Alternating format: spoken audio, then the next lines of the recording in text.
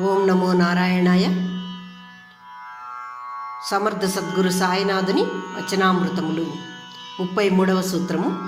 బాబా అంటున్నారు, తన ఉనికి కాలాతీతము మరియు ప్రదేశానికి అతీతము అని చెప్తున్నారు.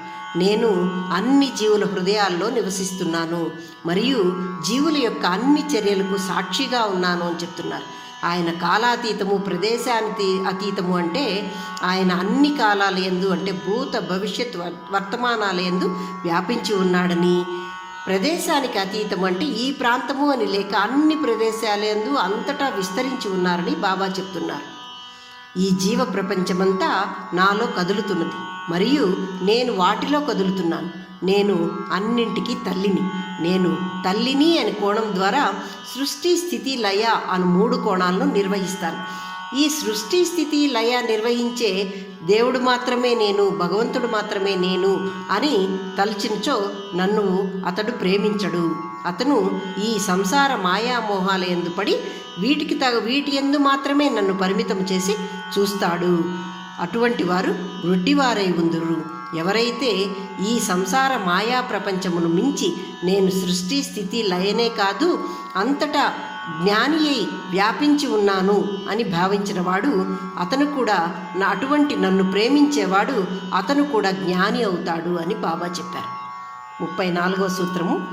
ఇంట్లో ఉన్న అతిథిని మన దేవుడిగా పరిగణించాలి అంటున్నారు బాబా ఇక్కడ.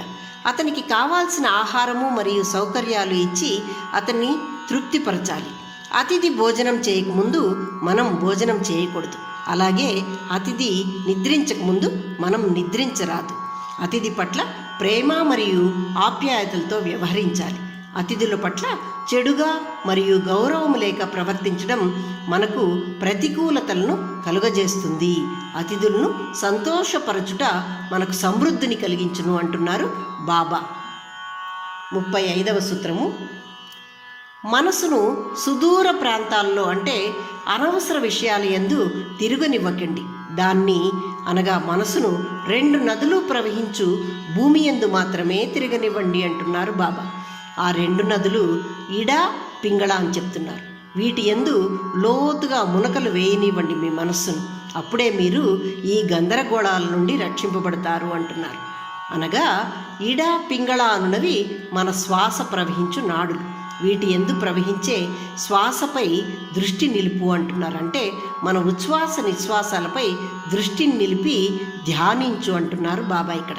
శ్వాసపై దృష్టి నిలిపితే మనం ప్రశాంతతను, నిర్మలత్వాన్ని మన మనస్సు పొందుతుంది అని చెప్తున్నారు. 36వ సూత్రము. ఇక్కడ బాబా 6 సూచనలు చేశారు.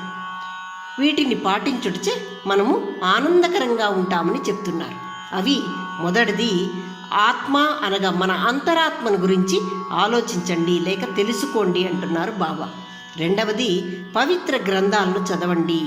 మూడవది తల్లిదండ్రులకు సేవ చేయండి అంటున్నారు. నాలుగవది అతిథులను ఎప్పుడూ నిర్లక్ష్యం చేయవద్దు అని చెప్తున్నారు. 5వ సూత్రము నీ చుట్టూ ఉన్న జీవులకు సేవ చేయుము అంటున్నారు.